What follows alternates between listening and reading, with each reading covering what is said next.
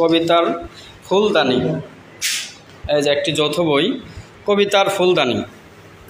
বইটা প্রকাশ হয়েছে কয়জন কবি নিয়ে? 1 2 3 9 10 10জন কবি নিয়ে কবিতার ফুলদানি বইটি চেলেগোঠা প্রকাশনার ব্যানারে প্রকাশিত হয়েছে।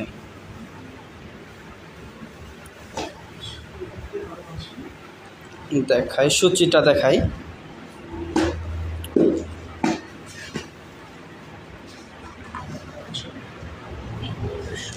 উৎসর্গ, এই বইটি 10 জন কবির মাকে। এই তো সূচিপত্র।